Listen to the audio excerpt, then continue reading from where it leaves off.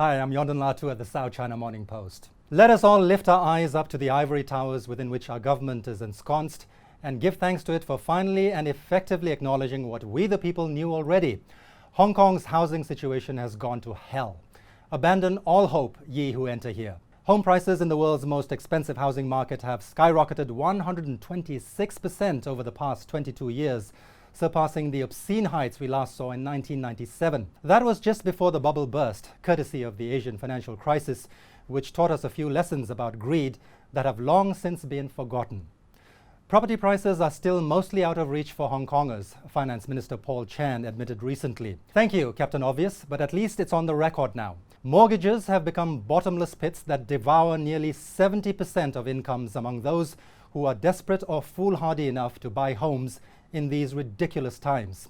Astronomical prices continue to explore the furthest reaches of outer space, boldly going where no decent man has gone before and alienating an entire population of unfortunates who can only fantasize about owning that most basic of human comforts, a roof over one's head. And how is our fearless leader, Chief Executive Carrie Lam, tackling this carnage? Well, she has her hands full with a purportedly far more pressing emergency: the urgent need to change the city's extradition laws so that criminal suspects taking shelter here can be sent back to mainland China and other jurisdictions with which Hong Kong has no fugitive transfer agreement. Her sudden obsession with the extradition bill has apparently sidelined her promise to put the focus on livelihood issues, housing being the biggest and most demanding, when she took over the reins of the city nearly 2 years ago. Hundreds of thousands are hitting the streets in a stunning public backlash against the bill because of an almost pathological mistrust of the justice system and human rights track record across the border.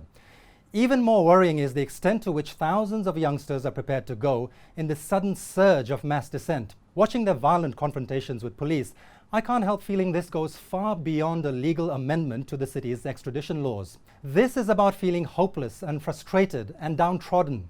It's about the perception that no one cares about their grievances, whether stemming from social or political problems, and that there is no future. I can't fathom why Lam would invite needless grief by stirring up a hornet's nest and precipitating a political crisis entirely of her own construction when she can't even fix basic habitation.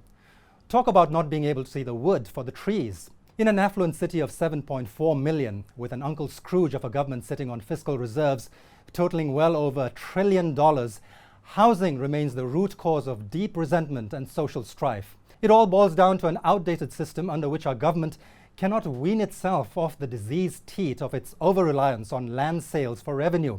It's long overdue for an overhaul. Sure, there are grand plans for massive land reclamation to build satellite towns, but they're decades away, and people continue to suffer in discomfort and indignity in the meantime. Hundreds of thousands are packed like sardines into tiny subdivided flats because they can't afford the high-rise pigeonholes that the more privileged among us are cooped up in, or qualify for public housing, which has waiting lists long enough to ensure people die in the endless queues. The solution is a political one, and any revamp of the system will require the courage to take on powerful property tycoons who continue to game it, whether by hoarding land or putting homes less than 200 square feet in size on the market, passing them off as fit for humans. It's beyond outrageous. At this rate, why not just lay us out in rows of coffins and be done with it? We can sleep and die in them like homeless vampires, except that all the blood-sucking can be left to those who have no qualms about putting profits before people.